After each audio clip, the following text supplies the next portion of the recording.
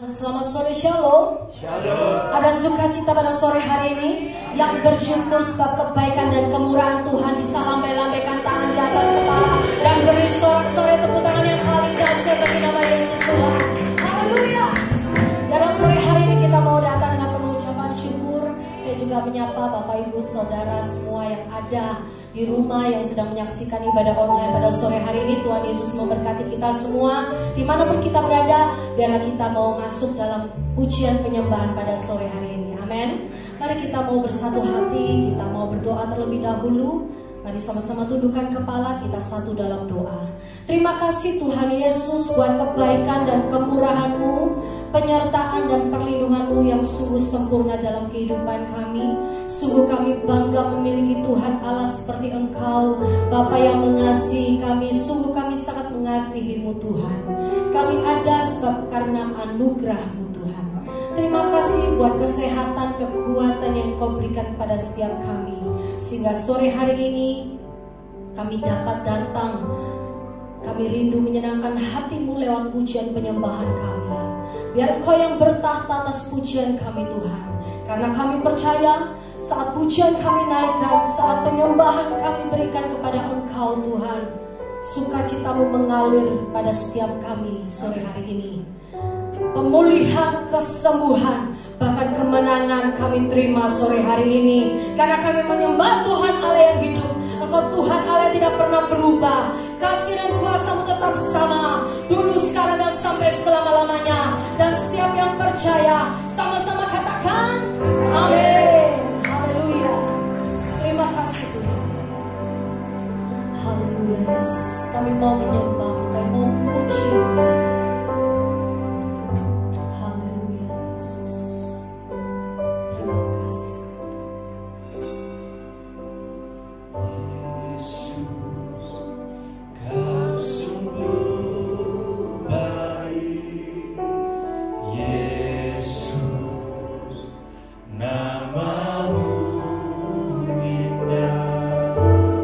Yesus, ku cinta.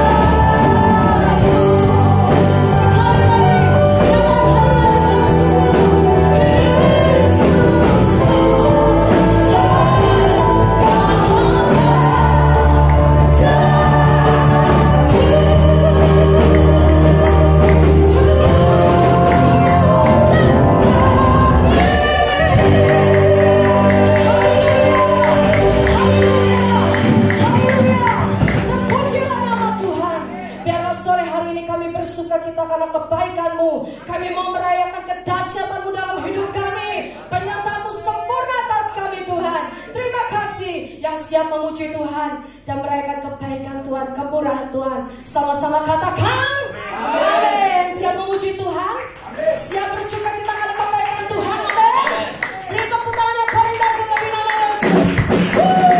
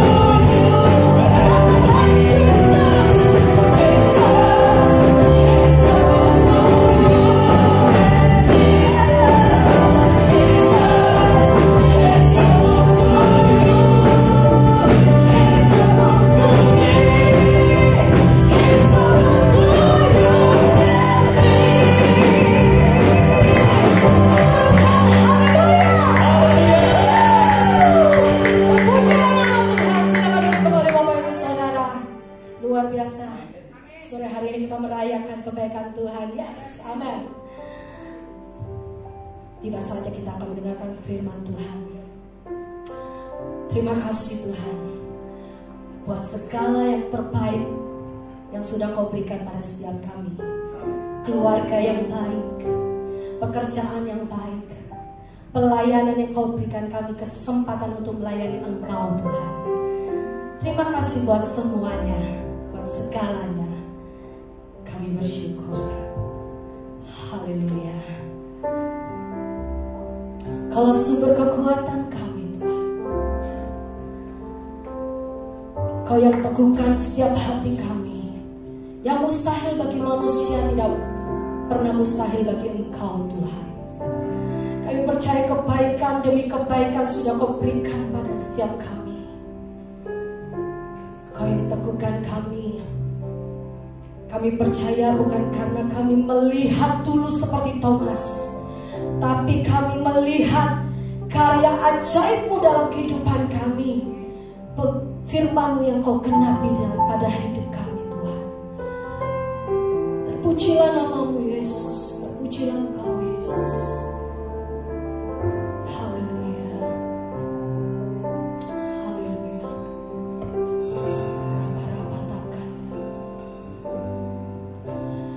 Kekuatan di hidupku, ku dapati dalam-Mu. Kau teguhkan hatiku,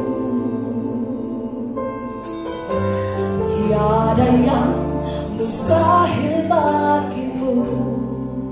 Sebab aku percaya bukan karena melihat, namun karena firman-Mu yang selalu digenapi di hidupku. Ku percaya bukan karena melihat, namun karena firman-Mu tiada pernah berubah. Yang percaya sama-sama katakan amin. Naikkan pujian ini. Sing. Kekuatan di hidupku, ku dapat di dalam-Mu.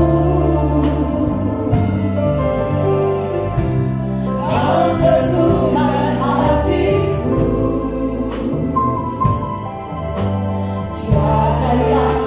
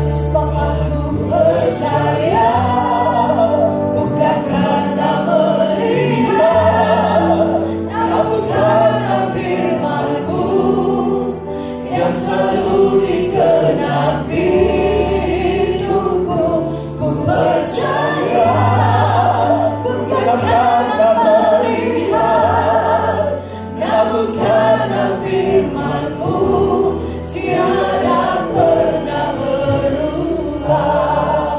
Namun karena firman-Mu tiada pernah berubah. Namun karena firman-Mu tiada pernah berubah. Yang percaya beri tepuk tangan yang paling dahsyat bagi nama Yesus. Haleluya.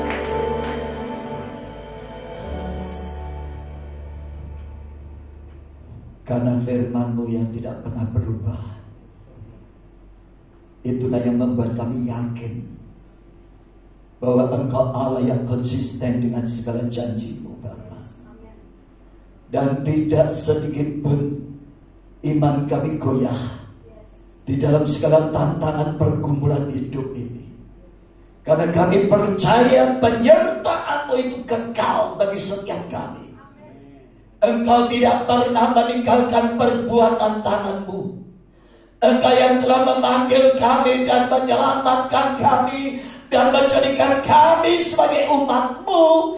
Itu sebabnya kami yakin sepenuhnya bahwa Engkau Allah yang bertanggung jawab untuk menggenapi setiap janji firman-Mu di dalam kehidupan kami, Bapa.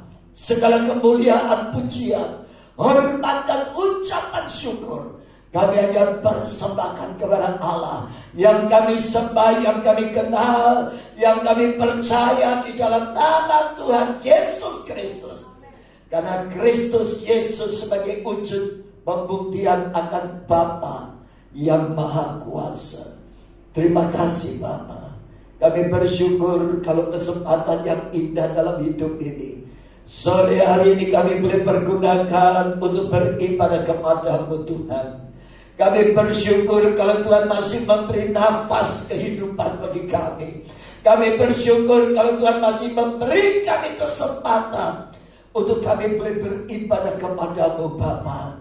Dan kami percaya kehadiran kami umat-Mu di tempat ini sore hari ini akan mendapat lawatan daripada-Mu Roh Kudus.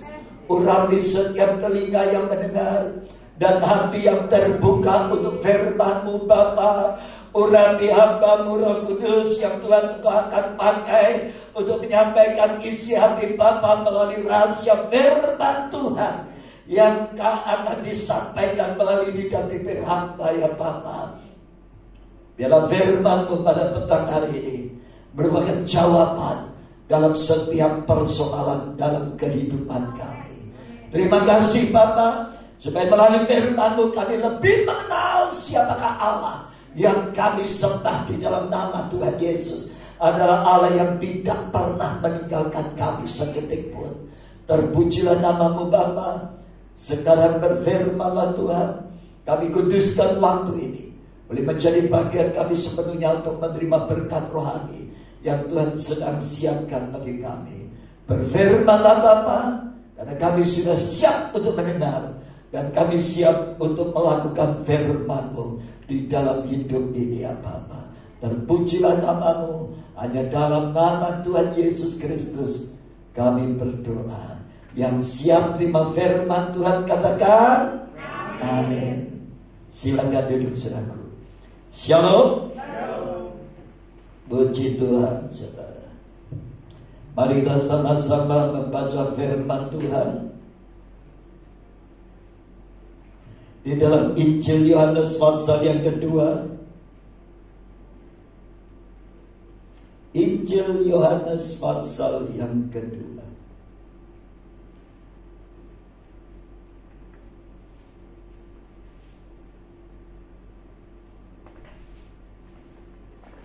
Ini ayat yang sering kali kita dengar. Kita melihat pasal 2 ayat 1 sampai dengan ayat yang ke-11. Injil Yohanes pasal yang kedua ayat 1 sampai dengan 11. Saya akan bacakan buat saudara. Judulnya perkawinan di Kana. Dan perkawinan di Kana inilah yang pertama mujizat Tuhan. Itu Tuhan lakukan sebelum mujizat-mujizat yang lain yang mengiringi perjalanan pelayanan Tuhan. Pada hari ketiga ada perkawinan di Kana yang di Galilea, dan ibu Yesus ada di situ. Yesus dan murid-muridnya diundang juga ke perkawinan itu. Dan ketika mereka kekurangan anggur, ibu Yesus berkata kepadanya, mereka kehabisan anggur. Kata Yesus kepadanya, mau apakah engkau daripadaku? Ibu, saatku belum tiba. Tetapi ibu Yesus berkata kepada pelayan-pelayan, apa yang dikatakan kepadamu buatlah itu. Dan di situ ada 6 tempayan yang disediakan untuk pembasuhan menurut adat orang Yahudi. Masing-masing isinya 2-3 buyut. Lalu Yesus berkata kepada pelayan-pelayan itu, isilah tempayan-tempayan itu penuh dengan air. Dan mereka pun mengisinya sampai penuh. Lalu kata Yesus kepada mereka, sekarang cedoklah dan bawalah kepada pemimpin pesta. Lalu mereka pun membawanya. Dan setelah pemimpin pesta itu mengecap air yang telah menjadi anggur itu, dan ia tidak tahu dari mana datangnya, tetapi pelayan-pelayan yang mencedok air itu mengetahuinya. Dan ia memanggil mempelai laki-laki dan berkata kepadanya, setiap orang menghidangkan anggur yang baik dahulu, dan sesudah orang puas minum, barulah yang kurang baik. Akan tetapi engkau menyimpan anggur yang baik sampai sekarang. Hal itu dibuat Yesus di Kana yang di Galilea sebagai yang pertama dari tanda-tandanya. Dan dengan itu ia telah menyatakan kemuliaannya, dan murid-muridnya percaya kepadanya. Amin. Saudara yang dikasihi Tuhan, saya katakan kepada saudara bahwa di dalam perjalanan Yesus Kristus, sikap banyak di dalam pelayanan itu membuat orang-orang menjadi percaya dan menjadi pengikut Yesus Kristus setelah mereka melihat mujizat-mujizat yang Tuhan Yesus kerjakan selama 3,5 tahun dia melayani. Saya katakan kepada saudara, karena apa? Karena mujizat yang Yesus kerjakan ini tidak pernah dapat dikerjakan oleh manusia, mulai setiap orang sebelum Yesus menyatakan dirinya sebagai Allah.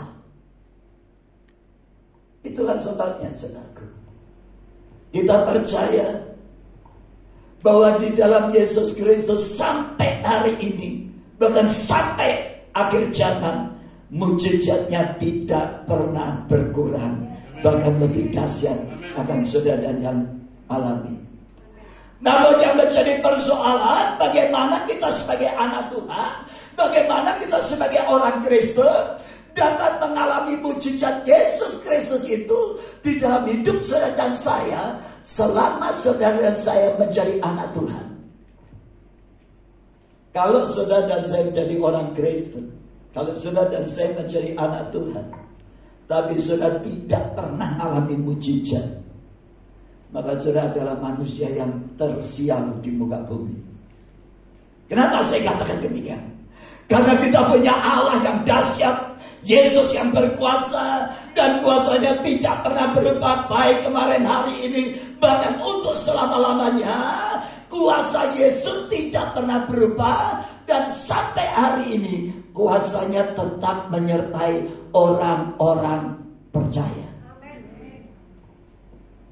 Oleh sebab itu saya katakan kepada saudara, pada suatu hari saudara, ada pesta berjamaah di Kana. Pada hari yang ketiga, pesta adat perkawinan di Israel itu 7 hari 7 malam pesta. Ya. Pada hari yang ketiga, persediaan anggur mereka habis. Dan pada saat itu mereka terancam situasi yang sangat memalukan kalau sampai keluarga mempelai ini tidak dapat menyediakan air anggur untuk memberikan minuman kepada para tamu. Karena apa? Mungkin kehadiran tamu undangan tidak diperkirakan jumlahnya, bahkan melebihi kapasitas undangan.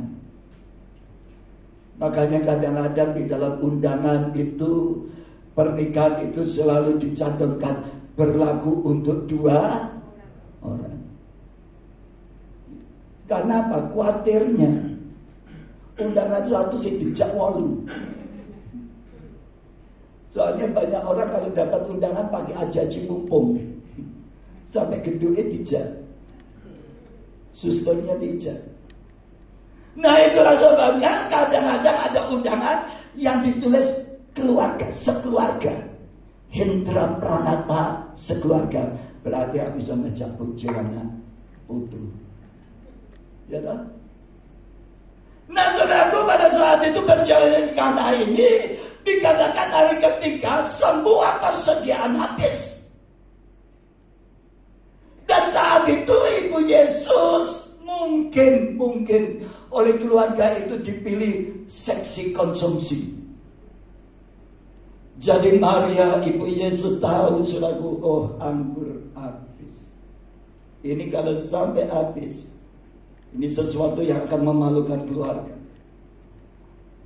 Dan apa yang terjadi saat itu? Ibu Maria datang kepada Yesus. Kenapa dia datang kepada Yesus, Tuhan? Karena apa? Kalau Maria tidak pernah melihat mujizat-mujizat yang kecil-kecil yang diperlihatkan oleh Yesus di dalam keluarga, mungkin Maria gak berani datang kepada Yesus. Karena Maria belum pernah melihat mujizat yang Yesus kerjakan. Karena itu dikatakan mujizat yang pertama yang Yesus kerjakan. Tapi kenapa Ibu Maria berani datang kepada Yesus? Dan dia berkata kepada Tuhan Yesus, mereka kehabisan anggur. Tuhan Yesus berkata, maafkan kau ibu daripadaku, saatku belum tiba. Dan pada saatnya, saudaraku, Ibu Maria ini orang yang punya insting yang tajam. Dia melihat keilahian Yesus itu dahsyat luar biasa.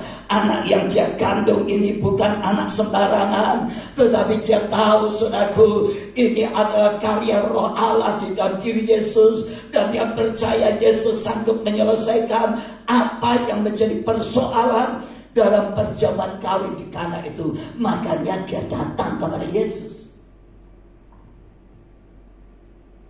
Pada saat Tuhan Yesus berkata, saatku belum tiba, Maria secara manusia nggak tahu saatnya Yesus tiba kapan untuk melakukan mujizat. Tapi dia pegang. Dia berkata kepada pelayan-pelayan, Mas, apa yang dikatakan Yesus nanti, kamu ikut tidak? Pada saat itu Tuhan Yesus datang, beberapa saat kemudian datang kepada pelayan-pelayan, Mas, tolong tempayan-tempayan ini semua diisi penuh dengan air. Pelayan-pelayan itu ingat perkataan daripada Maria. Lalu pada saat itu tanpa babi bu, mereka langsung mengambil tempayan dan mereka pergi ke sumur dan mereka mengisi tempayan-tempayan itu 2-3 puyung sampai penuh. Lalu Yesus berkata, sekarang cedoklah, bawalah kepada pemimpin pesta. Dan pada saat dibawa kepada pemimpin pesta, air yang dari sumur yang mereka timba, yang mereka tuang di dalam tempayan itu, ternyata di lidah seorang pemimpin pesta merupakan rasanya anggur yang manis. Jika dia panggil, saudaraku, itu mempelai dan keluarganya. Ini tidak lazim dikerjakan menurut adat orang Yahudi. Orang Yahudi itu menyajikan sesuatu yang tidak enak atau yang enak dulu. Baru setelah orang puas, baru yang tidak enak itu dikeluarkan. Karena kalau sudah mabuk, itu gak bisa merasakan itu anggur enak apa enggak. Tapi engkau menyimpan anggur yang enak ini sampai sekarang. Saudara yang dikasih Tuhan, saya berkata kepada Tuhan, kepada saudara, bahwa inilah mujizat yang Yesus kerjakan. Dan sampai hari ini, Yesus tetap kerjakan di dalam hidup setiap orang yang taat kepada Dia. Yang pertama, kita mendapatkan kuasa yang luar biasa pada saat kita percaya kepada Yesus Kristus dan pada saat kita taat kepada Tuhan. Maka saya percaya Dia adalah Allah yang berkuasa mengubahkan situasi keadaan kehidupan saudara yang tidak baik menjadi baik. Amin. Saya sampaikan kepada saudara, kuasa yang terbesar salah satunya yang dinyatakan Yesus kepada saudara dan saya adalah kuasa untuk mengubah saudara dan saya menjadi orang yang baik. Ada pepatah berkata, waktu ana obati minum konidin laserin, batok hitam, ya, amoxicillin. Tapi kalau watak seseorang itu gak ada obatnya. Siapa yang bisa mengubah watak suami? Siapa yang bisa merubah watak istri? Siapa yang bisa merubah watak anak-anak? Seorang ibu yang melahirkan anaknya sendiri yang dikandung 9 bulan, engkau tidak akan pernah bisa merubah karakter anak saudara. Amin. Saya punya 4 anak. Yang 2 itu karakternya kayak saya. Betul. Laki paling besar dan perempuan paling besar itu karakternya itu sama dengan saya. Mudah emosi. Sudah. Ya. Yang 2 itu kayak mamanya. Lembut, sabar. Ya. Satu hari saudaraku, saya punya masalah dengan anak saya yang laki yang pertama. Karena apa? Rupa-rupanya Tuhan sedang menyuruh saya mengalami sebuah peristiwa dalam hidup saya untuk membalas apa yang pernah saya lakukan, bahkan lebih mengerikan. Saya berkata pada waktu sejak kecil sampai remaja sampai pemuda, saya ini anak berandalan. Bahkan saya terlibat geng, saya kenal dengan ganja, saya kenal dengan minuman keras, saya kenal dengan mencuri dan semuanya melakukan perzinahan dan semuanya dosa yang ada di antara kaum muda itu saya lakukan. Tiap malam saya dengan teman-teman geng itu saudaraku selalu cari mangsa untuk berkelahi. Saudaraku yang dikasih Tuhan, ibu saya yang mengandung saya,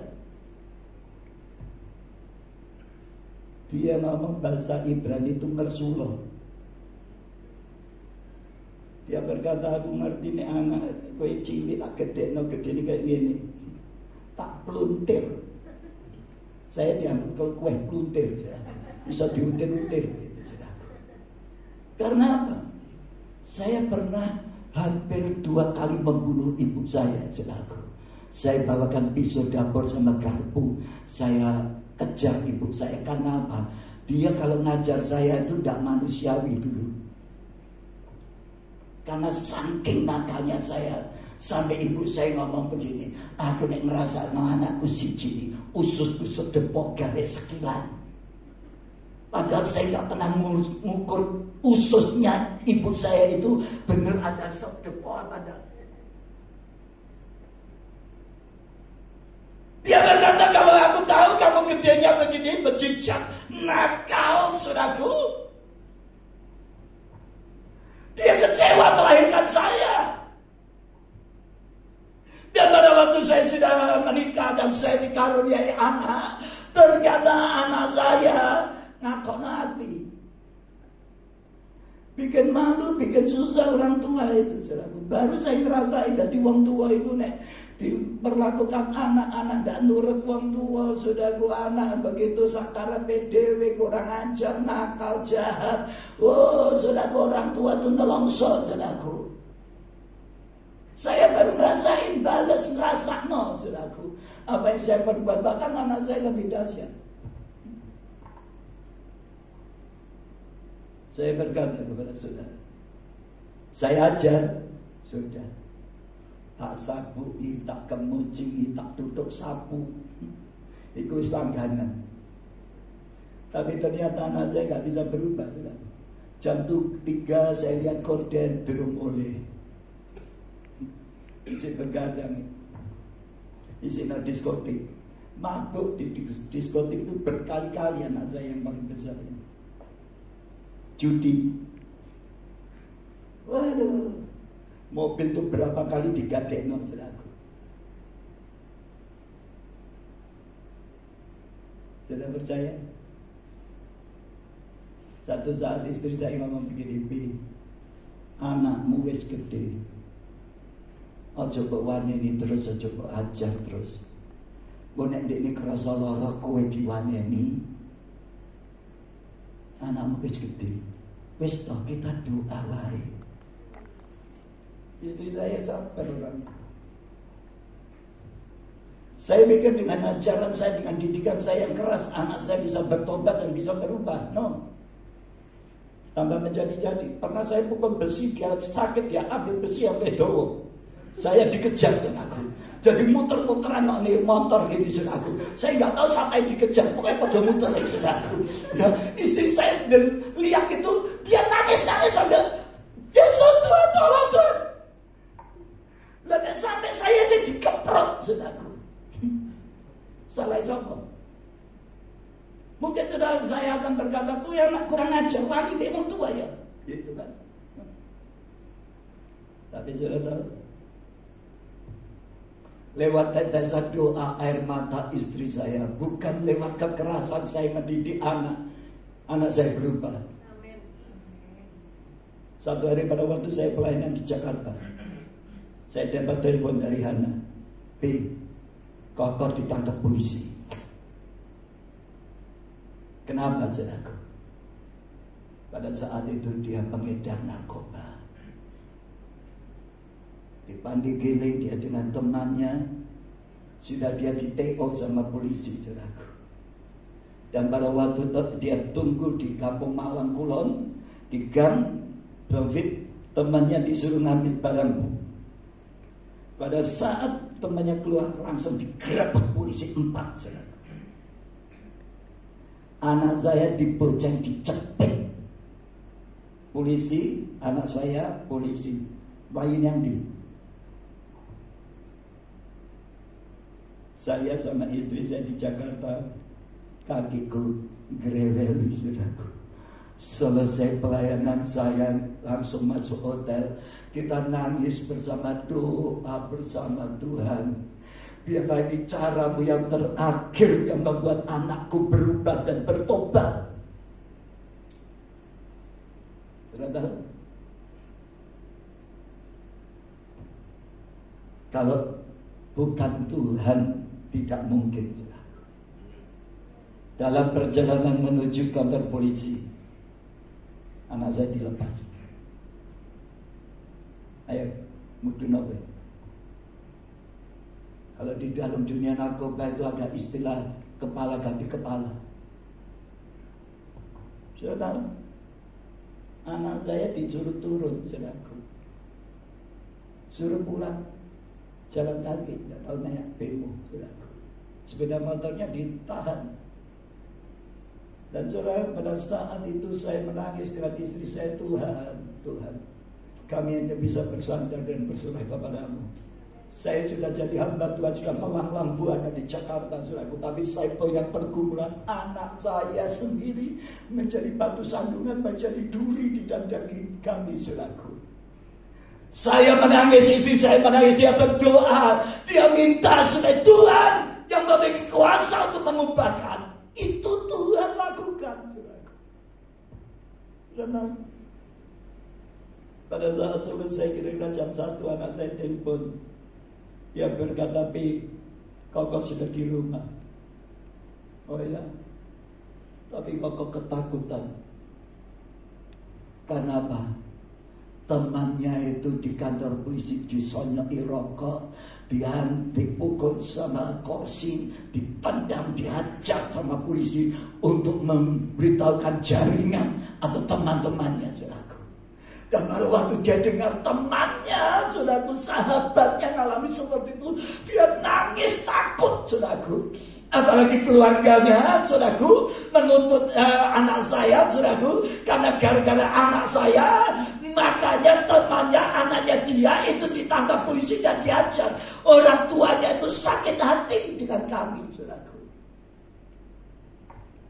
Pulang dari Jakarta, pelayanan pulang, saya ada di kamar, anak saya di atas, tidur di atas. Begitu dia dengar saya pulang dengan istri saya, saudaraku, dia takut jumpai saya. Tapi tiba-tiba kira-kira jam 11 dia turun, saudaraku. Dia cium kedua kaki saya dan istri saya. Dan dia berkata, "Pi, Mami, aku minta ampun.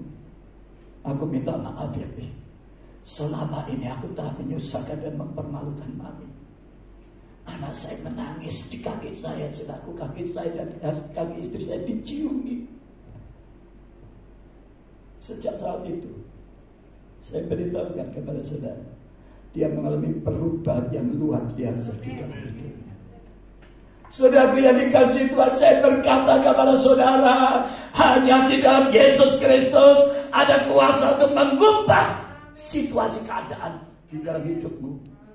Amin. Bahkan berkuasa untuk mengubah karakter seorang anak, karakter seorang istri, karakter seorang tua, saudaraku, bahkan karakter seorang mertua sekalipun. Hanya Yesus yang sanggup mengubahkan segala situasi itu menjadi baik di dalam hidup kita. Amin. Kalau sudah menghadapi situasi yang seperti ini, saudaraku, situasi yang menegangkan, situasi yang tidak memungkinkan menjadi baik, hanya Yesus yang sanggup mengubah situasi rumah tangga menjadi baik. Hanya Yesus yang sanggup mengubah situasi di dalam kantor perusahaan sudah menjadi baik. Yang rasanya seolah-olah tidak ada harapan, tetapi di dalam Yesus Kristus Dia sanggup untuk melakukan sebuah terobosan, perubahan yang nyata, saudaraku. Air bisa dirubah menjadi anggur. Amin. Saat ini rumah tangga yang sudah mulai tawar, hanya Yesus yang sanggup merubah menjadi manis di dalam rumah tangga. Saya menikah sudah 46 tahun bersama dengan istri saya. Dan saya ingin beritahukan kepada saudara, bukan berarti saudaraku selama 46 tahun saya happy-happy saja. Enggak. Saya mau berkata kepada saudara, banyak tekanan persoalan secara manusia. Kalau bukan Tuhan yang memimpin dan meneguhkan pernikahan kami sudah cerai. Nek cerai aja nek itu rugi. Nek saya enam itu bisa payu. Amin. Tapi karena Tuhan yang mempersatukan dan mempertemukan kita, Tuhan yang menyatukan kita, sehingga badai gelombang apapun dalam situasi keluarga kita, saudaraku, Dia sanggup membuat menjadi indah. Amin. Saya berkata kepada saudara, kuasa Yesus yang pertama adalah kuasa untuk mengubah situasi dan keadaan di dalam hidup saudara. Yang kedua, saudara, kuasa Yesus. Kita melihat Yohanes pasal 6. Judulnya Yesus memberi makan 5.000 orang. Saya tidak bacakan semuanya, nanti menyikat waktu aja. Saya bacakan ayat yang ke-6. Ayat ke-5 lagi dulu. Ketika Yesus memandang sekelilingnya untuk melihat bahwa orang banyak berbondong-bondong datang kepadanya. Lalu berkatalah ia kepada Filipus, ya, di manakah kita dapat memberi roti supaya mereka ini dapat makan? Hal itu dikatakannya untuk mencobai dia, sebab ia sendiri tahu apa yang hendak dilakukannya. Jawab Filipus kepadanya, roti seharga 200 dinar tidak akan cukup untuk mereka ini, sekalipun mereka masing-masing mendapat sepotong kecil saja. Seorang daripada murid-muridnya, yaitu Andreas, saudara Simon Petrus, berkata kepadanya, di sini ada seorang anak yang mempunyai 5 roti jelek dan 2 ikan. Tetapi apakah artinya itu untuk orang sebanyak ini? Lalu kata Yesus, suruhlah orang-orang itu duduk. Adapun di tempat itu banyak rumput, maka duduklah orang-orang itu, kira-kira 5.000 laki-laki banyaknya. Lalu Yesus mengambil roti dan mengucap syukur dan membagi-bagikan kepada mereka yang duduk di situ. Demikian juga dibuatnya dengan ikan-ikan itu, sebanyak yang mereka kehendaki. Dan setelah mereka kenyang, ia berkata kepada murid-muridnya, kumpulkanlah potongan-potongan yang lebih, supaya tidak ada yang terbuang. Maka mereka pun mengumpulkannya dan mengisinya 12 bakul penuh dengan potongan-potongan dari ke5 roti jelek yang lebih setelah orang makan. Ketika orang-orang itu melihat mujizat yang telah dikerjakan, diadakannya, lalu mereka berkata, dia ini adalah benar-benar nabi yang datang ke dalam dunia. Karena Yesus tahu bahwa mereka hendak datang dan hendak membawa dia dengan paksa untuk menjadikan dia raja. Lalu ia menyingkir pula ke gunung seorang diri. Yang kedua, saudaraku, kuasa yang kita dapatkan di dalam Yesus Kristus ada kuasa untuk mencukupi kebutuhan hidup saudara dan saya. Amin. Satu hari, saudaraku, banyak orang berbondong-bondong datang kepada Yesus, ingin melihat mujizat apa yang Yesus kerjakan. Laki-laki aja 5.000, belum perempuan. Dan saudaraku, apa yang terjadi, saudaraku? Pada saat mulai menjelang sore, saudaraku, Tuhan Yesus berkata kepada Filipus, beri mereka makan. Di mana kita bisa memberi roti dan memberi mereka makan? Filipus berkata kepada Tuhan, 200 dinar gak cukup untuk memberi makan kepada mereka, meskipun mereka mendapat sepotong roti budak kecil. Tapi pada saat itu Andreas, saudaraku, adalah salah satu murid yang peka, saudaraku. Dia berusaha untuk mengumpulkan roti-roti di situ. Siapa yang bawa bekal? Ada anak yang membawa bekal yang dikasih ibunya, 5 ketur roti dan 2 ekor ikan. Lalu Andreas berkata, boleh saya minta sama anak ini diserahkan.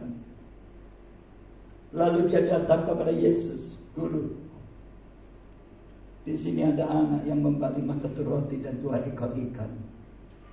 Tapi apa artinya untuk orang sebanyak ini?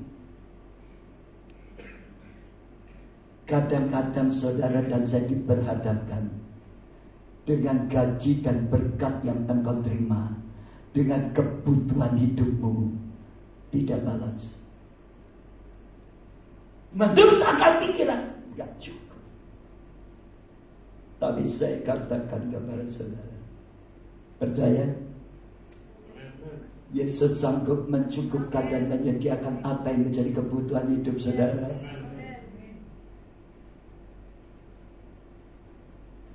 Saat pandemi seperti ini beban berat dan pergumulan bagi pendeta-pendeta aliran seperti kita.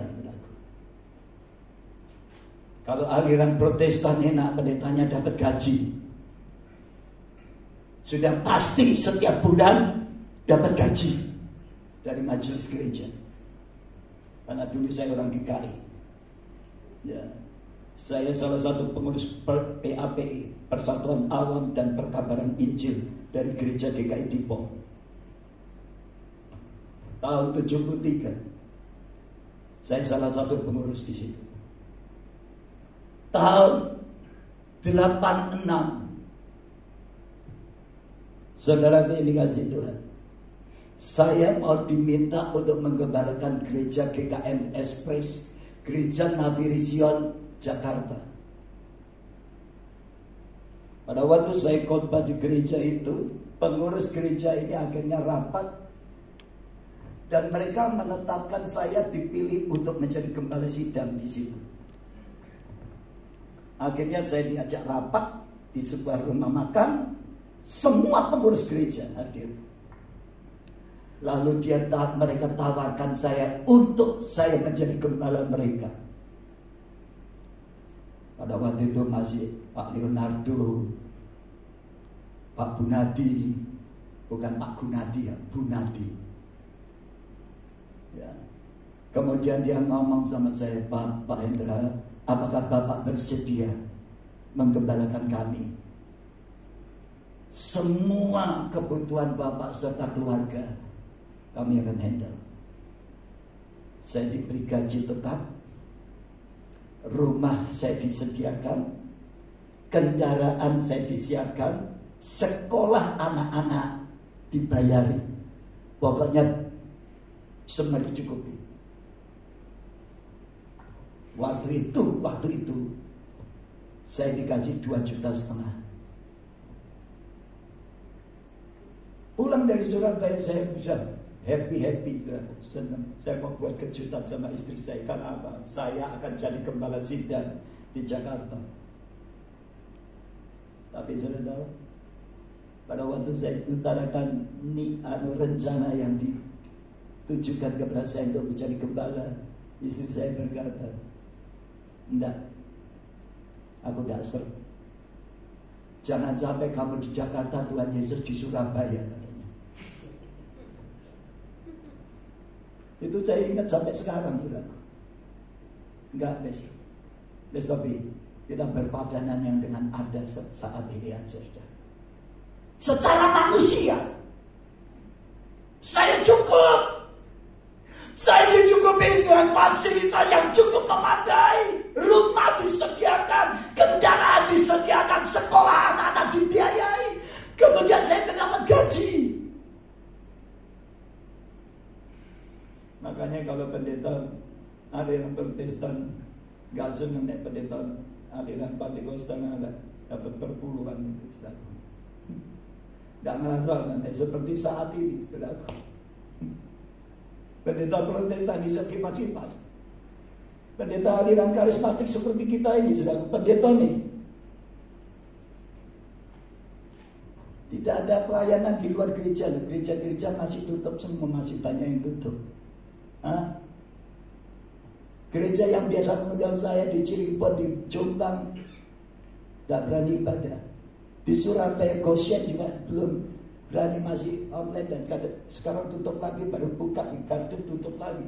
Nah, saudara yang dikasih Tuhan, jujur seperti saya, seperti kami dari pendeta-pendeta aliran karismatik ini, kalau tidak mengandalkan Tuhan,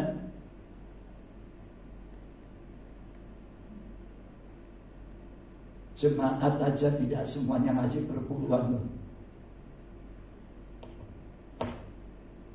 Ya, yang tidak ibadah tapi masih ngasih persembahan berpuluhan, itu karena mereka takut akan Tuhan dan orang itu taat. Tapi jujur, saudaraku, ini saya ngomong jujur. Saya bersyukur kalau ada jemaat yang masih tetap setia dan taat di hadapan Tuhan dan takut akan Tuhan. Tapi tidak semua jemaat. Di dalam situasi seperti ini, Tuhan bisa kirim burung gagak untuk membawa roti dan daging kepada Elia. Puji Tuhan. Setiap kali saya berdoa, saya ngomong sama Roh Kudus tiap pagi. Saya tidak mau mengandalkan manusia, karena firman Tuhan berkata, terkutuklah orang yang mengandalkan manusia, tapi diberkatilah orang yang mengandalkan Tuhan. Saya cuma doa sama Roh Kudus, Roh Kudus, Engkau yang sanggup gerakkan orang hari ini untuk memberkati aku. Jadi saya tidak ngomong, ibu ini Tuhan gerakkan hatinya, Tuhan tolong jamah hari ini supaya dia ingin berkati aku. No. Berarti saya boleh mengandalkan dia. Hari ini tidak ada orang yang bisa diandalkan. Orang sing iso dicagerno. Amin. Kecuali orang-orang yang hidupnya taat dan takut kepada Tuhan. Justru dalam situasi seperti ini, saya bisa melihat jemaat yang takut akan Tuhan dan taat kepada Tuhan itu. Saya bisa lihat. Sedangkan yang dikasih Tuhan, ternyata Tuhan sangat gerakkan seseorang. Tiba-tiba WA dari dengan saya, orang dari Probolinggo, orang dari Jakarta. Sudah aku bisa WA, dia berkata, Pak Hendra, boleh saya minta nomor rekening? Saya sama Pak Tri itu sehati. Kalau ada orang minta nomor rekening, tidak perlu ditunda. Amin, tanya Pak Tri itu, guyu mesti. Cuma kadang-kadang kita masih gengsi. Ya, kita berkata, ada apa Bu? Ya kami mau kirim berkat buat Pak Hendra. Oh puji Tuhan, alhamdulillah. Dan saya tahu justru bukan jemaat tuh, burung gagak yang Tuhan kirim. Jemaat sih setia, banyak yang setia, dan saya bersyukur itu merupakan doa kami untuk mereka tetap di dalam ketaatan, dan Tuhan genapkan janjinya di dalam Maliaki. Tapi saya melihat saudaraku, di dalam situasi seperti ini, saya ingat perjalanan bangsa Israel melewati padang gurun menuju Kanaan. Amin. Di Kanaan tidak ada mata air, di Rafidim tidak ada mata air, tidak ada sungai yang mengalirkan air. Tetapi Tuhan sanggup mengeluarkan mata air keluar dari gunung batu. Amin. Oleh sebab itu saya katakan kepada saudara, di dalam dunia saat yang mengalami krisis sekalipun, saya berkata kepada saudara, kebutuhanmu itu Tuhan pikir dan Tuhan sedang siapkan, dan Tuhan selalu sediakan apa yang menjadi kebutuhan saudara. Amin. Murid-murid yang datang kepada Yesus butuh makan, dan Yesus memberikan mujizat, mengubah 5 ketur roti dan 2 ekor ikan, bisa memberi makan 5.000 orang. Ini onmogelijk. Orang Belanda berkata, gak mungkin, mustahil. Tapi bukan Tuhan Yesus kalau dia tidak bisa mengerjakan sesuatu yang mustahil. Amin. Itulah sebabnya pada saat ini saya berkata kepada jemaat, semua anak-anak Tuhan, saya berkata kepada saudara, tetap andalkan Tuhan, tetap percaya kepada Tuhan, dan serahkan hidupmu kepada Tuhan. Izinkan dia akan berkarya di dalam hidupmu. Izinkan dia menyatakan kuasa mujizatnya untuk mencukupi semua kebutuhan saudara. Saya nggak tahu hari-hari ini sudah punya pergumulan apa. Untuk saudara sedang di dalam sebuah pergumulan untuk mencukupkan apa yang kau pergumulkan. Hari ini saya beritahukan kepada saudara, dengar, Tuhan Jehovah Jireh, Dia yang akan menyediakan apa yang menjadi kebutuhan. Amin. Sampai perkara yang kecil-kecil Tuhan sediakan. Amin. Itulah sebabnya saya berkata kepada saudara, jangan ragu-ragu mengikut Tuhan. Amin. Karena di dalam Yesus ada berkat yang untuk memenuhi segala kebutuhan hidup saudara, keperluan saudara, apapun Tuhan sediakan. Amin. Bahkan Tuhan berkata, sekarang kumpulkan roti yang lebih itu, yang tidak termakan, kumpulkan lebihnya 12 bakul. Ini berarti saudaraku, Tuhan mencukupkan diri saudara, tapi Tuhan juga menyediakan berkat yang lebih kepada saudara. Yes, amin. Saudara, orang-orang yang full timer hari-hari ini, yang full timer, baik WL, pemain musik, yang full timer, hari ini juga kena dampak krisis. Amin. Tapi kita punya Tuhan yang sanggup membuka mata air di padang gurun. Amin. Tuhan yang sanggup mengirim burung gagak untuk memelihara Elia yang ada di sungai Kerit. Pada malam hari ini saya berkata kepada saudara, percayakan hidupmu kepada Tuhan dan percayalah kepada Dia. Dia akan menyediakan apa yang saudara dan saya butuhkan. Amin. Yang ketiga, kita baca Lukas pasal 5.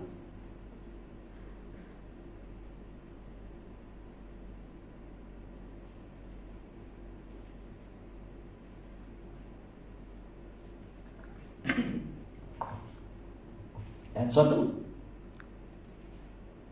Penjala ikan menjadi penjala manusia. Saudara perhatikan ayat ini. Pada suatu kali Yesus berdiri di pantai Danau Genesaret, sedang orang banyak mengerumuni Dia hendak apa? Mendengarkan firman Allah. Ia melihat dua perahu di tepi pantai. Nelayan-nelayannya telah turun dan sedang membasuh jalannya. Lalu ia naik ke salah satu perahu itu, yaitu perahu Simon, dan menyuruh dia supaya menolakkan perahunya sedikit jauh dari pantai. Lalu ia duduk dan mengajar orang banyak dari atas perahu. Setelah selesai berbicara, berkatalah ia kepada Simon, bertolaklah ke tempat yang dalam dan tebarkanlah jalamu untuk menangkap ikan. Simon menjawab, Guru, telah sepanjang malam kami bekerja keras dan kami tidak menangkap apa-apa. Tetapi karena Engkau menyuruhnya, aku akan menebarkan jala juga.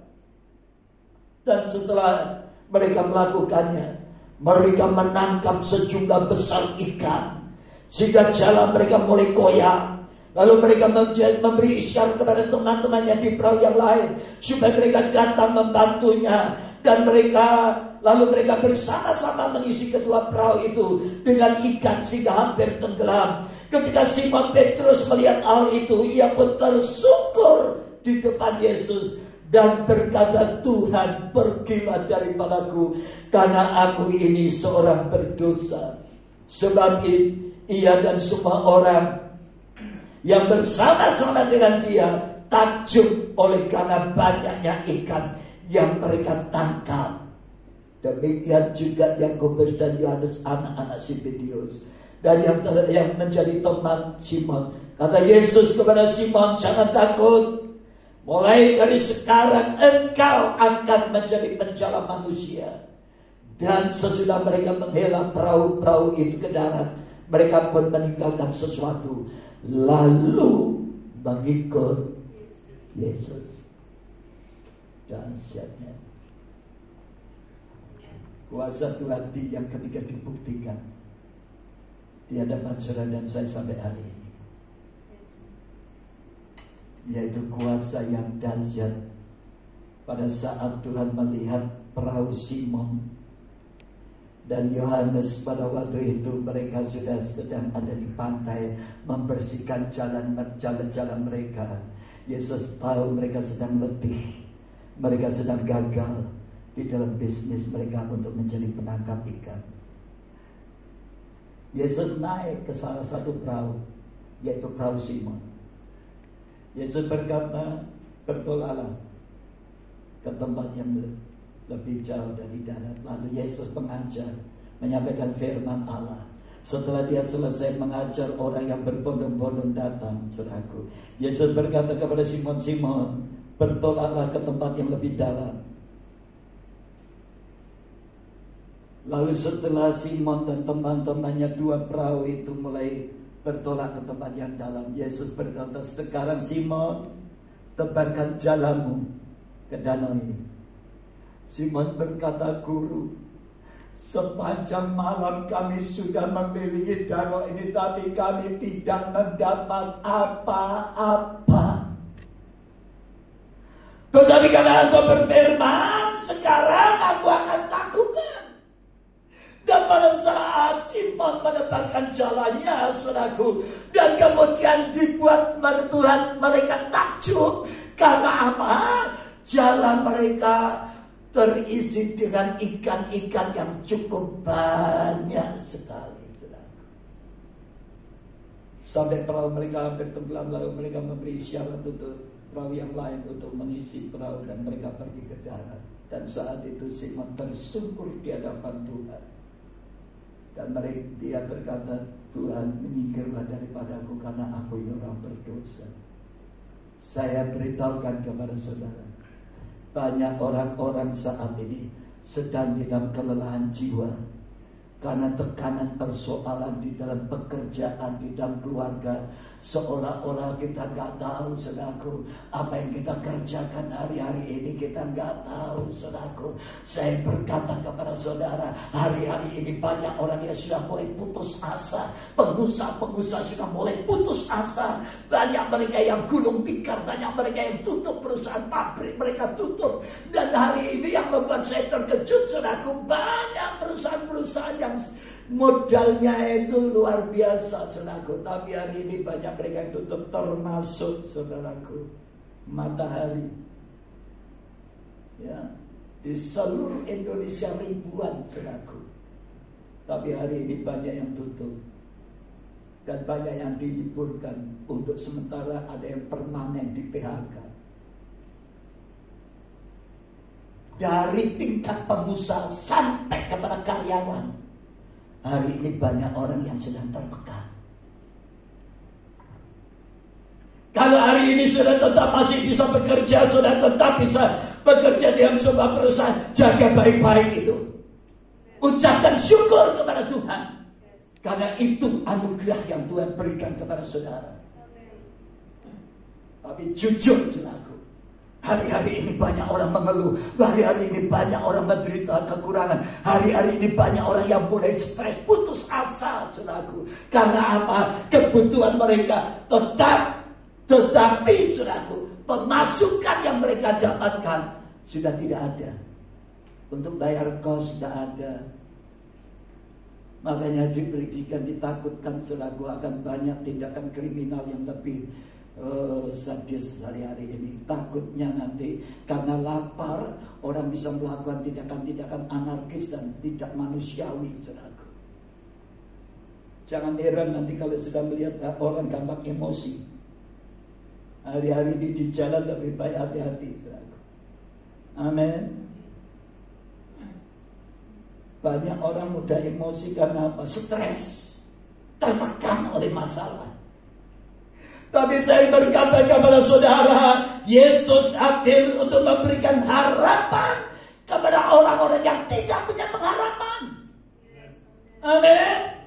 Mungkin hari ini saudara tidak tahu masa depanmu apa, saudara harus berbuat apa hari ini. Tapi saya katakan kepada saudara, Yesus tahu apa yang harus dia kerjakan untuk saudara dan saya.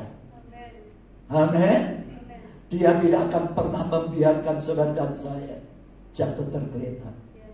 Pegang janji Tuhan, buluh yang terkulai tidak pernah dia patahkan, dan sumbu yang berasap tidak pernah dia padamkan. Saudara dan saya sebagai anak Tuhan, sebagai orang Kristen, hamba Tuhan sekalipun, kadang-kadang sudah loyo iman kita karena tekanan-tekanan masalah, kebutuhan-kebutuhan hidup. Saya bisa begini ini karena saya tahu Tuhan menopang saya, Tuhan mengasihi hidup saya. Dan saya bersaksi kepada saudara, jujur bukan sebuah kesombongan, saya tidak pernah kekurangan berkat karena Tuhan selalu menyediakan apa yang menjadi berkat saya. Ada orang-orang yang takut akan Tuhan, ada orang-orang yang mengasihi Tuhan, ada orang-orang yang taat. Sampai hari ini saya bersyukur, saya melihat banyak jemaat yang masih taat. Kalau tidak taat urusannya dengan Tuhan. Amin.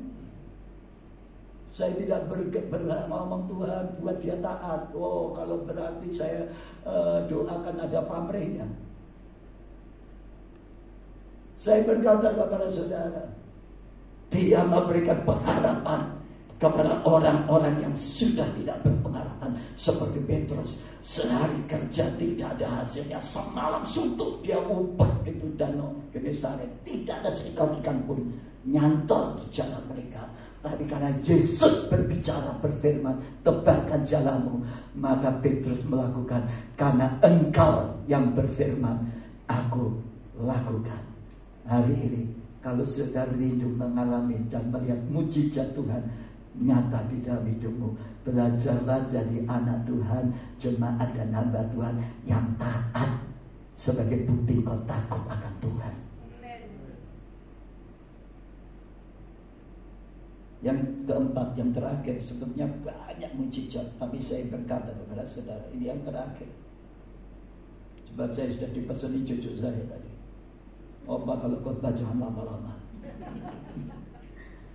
Itu cucu saya yang kecil ini, waduh,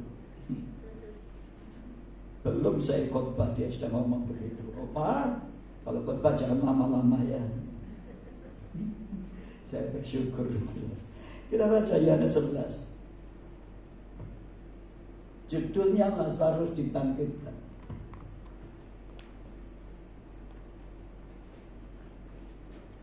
Kita akan melihat ayat 17 dulu langsung aja. Maka ketika Yesus tiba, didapatinya Lazarus telah 4 hari berbaring di dalam kubur. Betania terletak di dekat Yerusalem, kira-kira 2 mil jauhnya. Di situ banyak orang Yahudi telah datang kepada Maria dan untuk menghibur mereka berhubung kematian saudaranya. Ketika Marta mendengar bahwa Yesus datang, ia pergi mendapatkannya. Tetapi Maria tinggal di rumah. Maka kata Marta kepada Yesus, Tuhan, sekiranya Engkau ada di sini, saudaraku pasti tidak akan mati. Tetapi sekarang pun aku tahu bahwa Allah akan memberikan kepadamu segala sesuatu yang engkau minta kepadanya. Kata Yesus kepada Marta, saudaramu akan bangkit. Kata Marta kepadanya, aku tahu bahwa ia akan bangkit pada waktu orang mati, orang bangkit pada akhir zaman. Jawab Yesus, akulah kebangkitan dan hidup. Barang siapa percaya kepadaku, ia akan hidup walaupun ia sudah mati. Dan setiap orang yang hidup dan yang percaya kepadaku tidak akan mati selama-lama. Percayakah engkau akan hal ini? Jawab Marta, ya Tuhan, aku percaya bahwa Engkau Mesias, Anak Allah, Dia yang akan datang ke dalam dunia. Dan sesudah berkata demikian, ia pergi memanggil saudaranya Maria dan berbisik kepadanya, Guru ada di sana dan dia memanggil engkau. Mendengar itu Maria segera bangkit lalu pergi mendapatkan Yesus. Tetapi waktu itu Yesus belum sampai ke dalam kampung itu. Ia masih berada di tempat Marta menjumpai dia. Ketika orang Yahudi yang bersama-sama dengan Maria di rumah itu duduk menghiburnya, melihat bahwa Maria sedang bangkit dan pergi keluar, mereka mengikuti karena mereka menyangka bahwa ia akan pergi ke kubur untuk meratap di situ. Setibanya Maria di tempat Yesus berada, dia melihat, dia lalu tersungkurlah ia di depan kakinya dan berkata kepadanya, Tuhan, sekiranya Engkau ada di sini, saudaraku pasti tidak akan mati. Ketika Yesus melihat Maria menangis dan juga orang-orang Yahudi yang berdatang bersama-sama dengan dia, maka maskullah hatinya dan dia sangat terharu dan berkata, di mana kamu baringkan dia? Jawab mereka, Tuhan, marilah dan lihatlah. Maka menangislah Yesus. Kata orang Yahudi, lihatlah betapa kasihnya kepadanya. Tetapi beberapa orang di antara mereka berkata, ia yang memelekkan mata orang buta, tidak sanggupkah ia bertindak sehingga orang ini tidak mati? Maka masuklah hati Yesus. Lalu ia pergi ke kubur itu, dan kubur itu adalah sebuah gua yang ditutup dengan batu. Kata Yesus, angkatlah batu itu. Ya. Marita, saudara, orang yang meninggal itu berkata, Tuhan, ia sudah berbau, sebab sudah 4 hari ia mati. Jawab Yesus, bukanlah sudah kukatakan kepadamu, jika engkau percaya kepadaku, bukankah sudah kukatakan kepadamu, jika engkau percaya, engkau akan melihat kemuliaan Allah. Maka mereka mengangkat batu itu. Lalu Yesus menghadap ke langit dan berkata, Bapa, aku mengucap syukur kepadamu karena engkau telah mendengar aku. Aku tahu bahwa kau selalu mendengarkan aku, tetapi oleh karena orang banyak yang berdiri di sini mengelilingi aku mengatakannya supaya mereka percaya bahwa engkaulah yang telah mengutus aku. Dan sesudah berkata demikian, berserulah ia dengan suara keras, Lazarus, marilah keluar. Orang yang telah mati itu datang keluar, kaki dan tangannya masih terikat dengan kain kapan, dan mukanya tertutup dengan kain peluh. Kata Yesus kepadanya, bukalah kain-kain itu dan biarkan ia pergi. Saudara yang dikasih Tuhan, sebab peristiwa yang dahsyat, saudaraku, yang sekali lagi Yesus lakukan, yaitu dia sanggup mengubahkan dan membangkitkan orang yang sudah mati 4 hari. Dan saya katakan tidak ada nabi dimanapun yang pernah bisa membangkitkan orang mati yang matinya sudah 4 hari. Tidak ada nabi di dunia ini yang bisa membangkitkan orang mati yang sudah mati 4 hari. Kalau orang itu tidak disertai dengan kuasa Allah yang dahsyat seperti yang Yesus kerjakan. Yesus 3 kali membangkitkan orang mati. Yang pertama Lazarus, yang kedua anak Yairus, yang ketiga anak pemuda dan anak janda di Naim. Nah, saya katakan kepada saudara hari ini, kenapa kita sebagai anak Tuhan seringkali masih meragukan akan kuasa Yesus yang tidak terbatas. Hari ini kau sedang menghadapi kematian-kematian di dalam kehidupanmu. Ekonomimu sedang mati. Harapan dan masa depanmu seolah-olah sudah mati. Engkau seperti Maria dan Marta. Seandainya Yesus menolong aku tidak akan seperti ini. Saya beritahukan kepada saudara, tidak ada kata terlambat di dalam Yesus. Meskipun secara manusia seolah-olah masalahmu sudah terlambat. Saya tidak tahu, saudaraku, apa yang terlambat di dalam hidupmu. Cicilanmu terlambat bayar.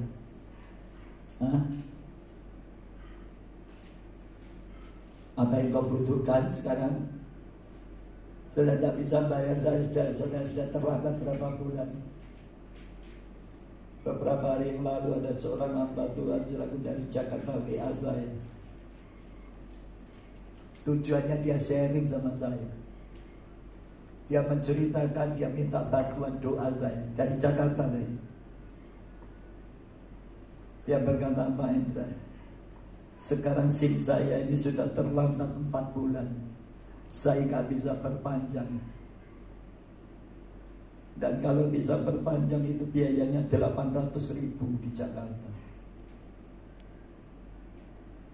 Saya punya uang baru bayar PBB dan baru bayar kontrakan rumah.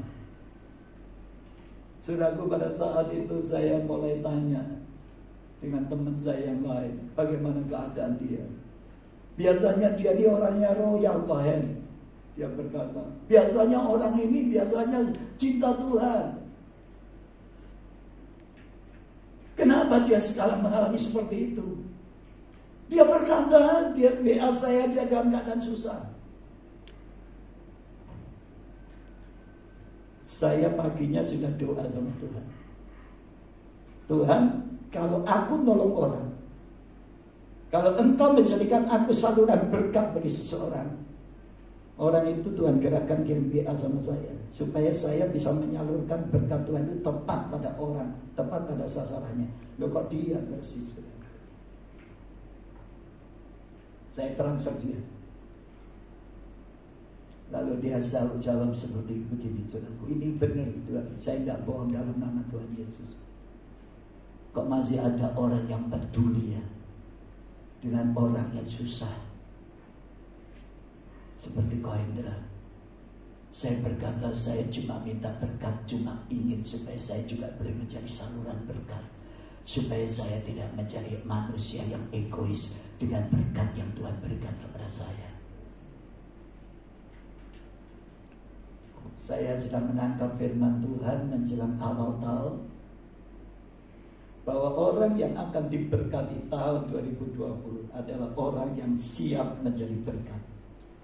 Kalau saudara tidak siap untuk menjadi berkat, jangan menuntut engkau diberkati. Makanya jujur, mungkin anak-anak saya akan lihat heran, kok saya selalu banyak punya duit. Ya, itu karena Tuhan. Amin. Saya belajar istilahnya gandul Gusti. Percaya, mempercayakan hidup dan keluarga saya dengan segala kebutuhan saya. Saya berkata kepada saudara pada petang hari ini, dengar baik-baik. Kuasa Yesus tidak pernah berubah. Amin.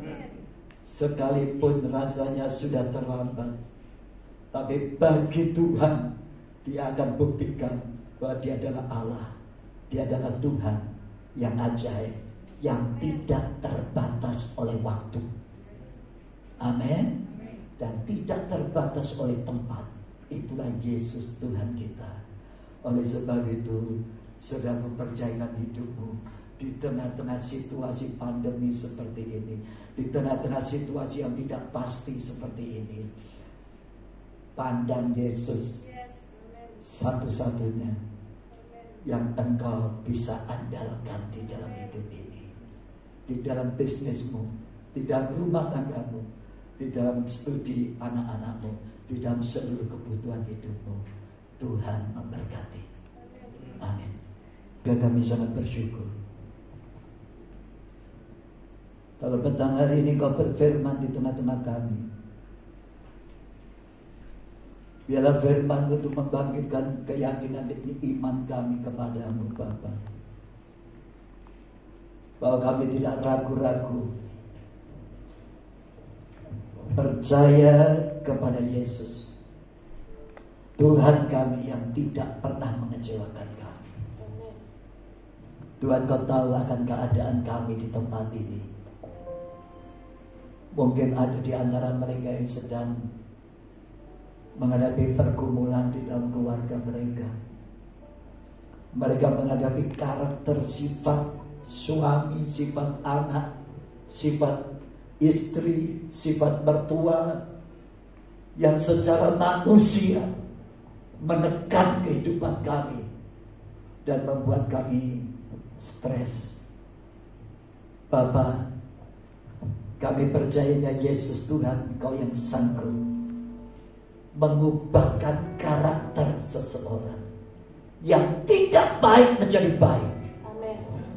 Engkau yang sanggup memberikan perubahan di dalam kehidupan kami. Terima kasih Bapa.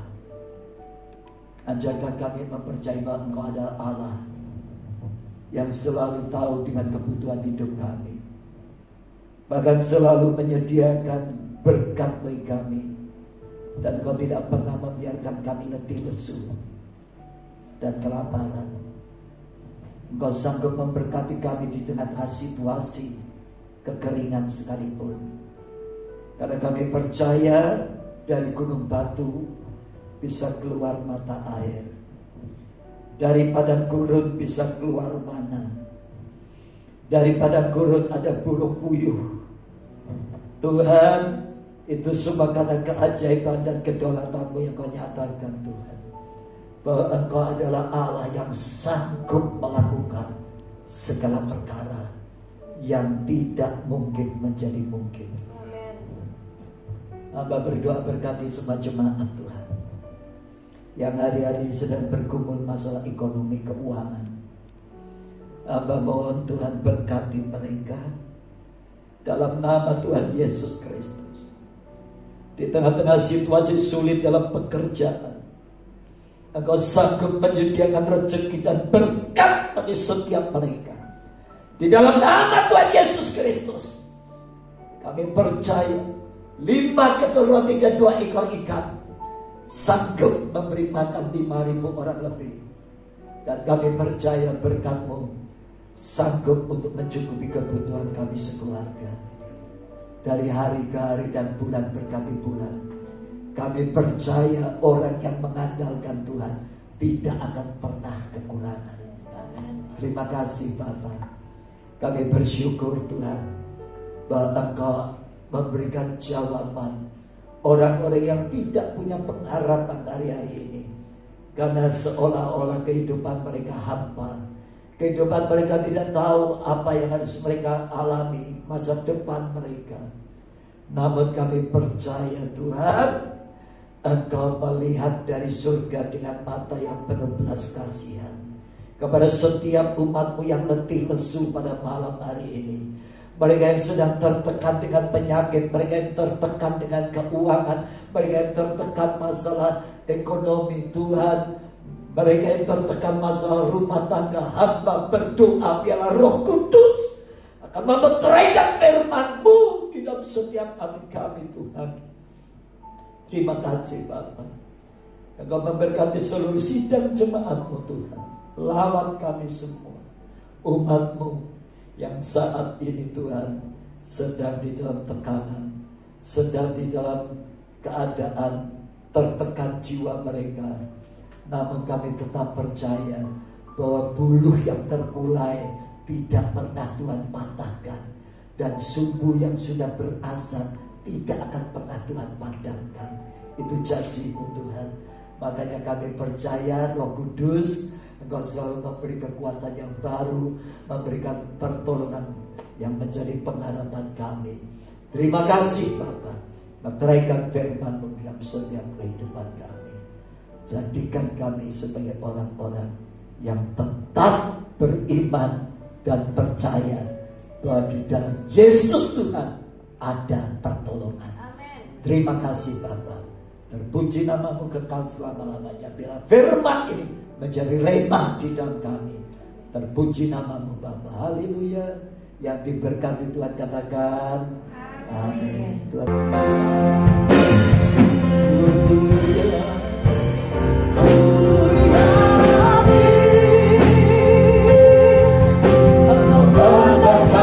Silakan mari berdiri. Berlimpah-limpah dalam